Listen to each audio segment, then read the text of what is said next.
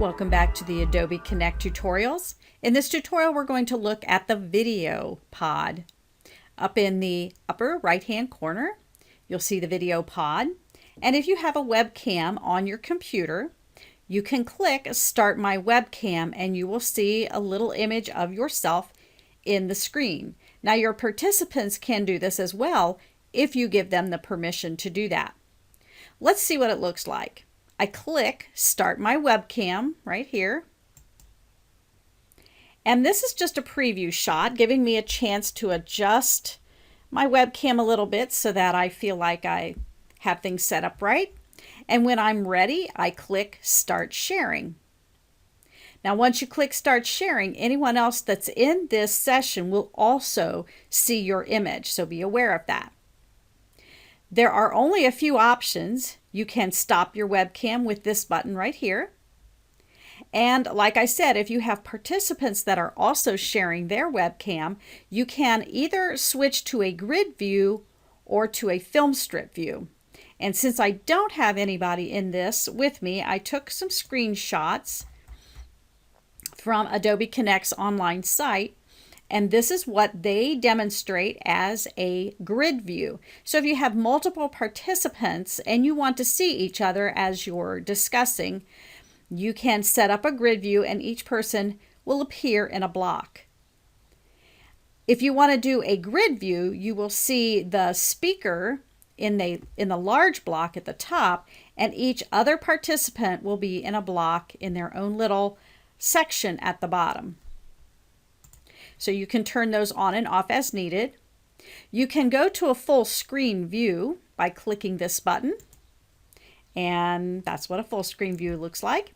Now you're thinking, how do I get out of this? There's no options. Well, move your mouse up to the top and your button bar comes back.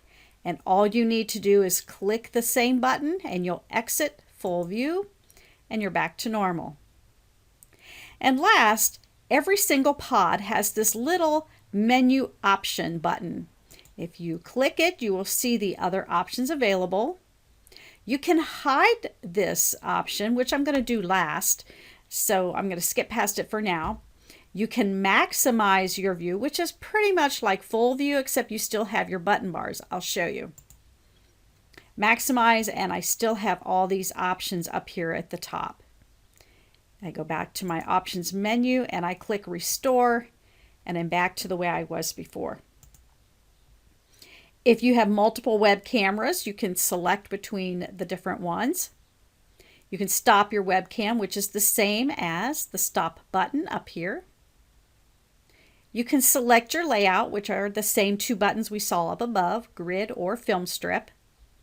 You can go to full screen, again, the same as the button up here.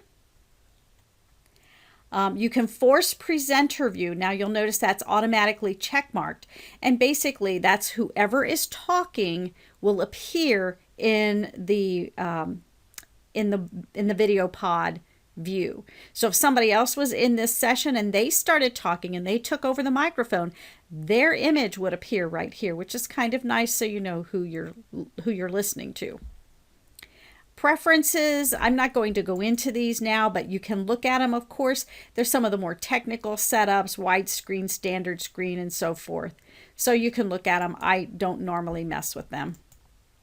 And then, of course, there's a help button. Now, I skipped over the hide view. What happens if you hide the VideoPod? We'll hide it. And, of course, just like it says, it's gone. Well, what if you want to get it back?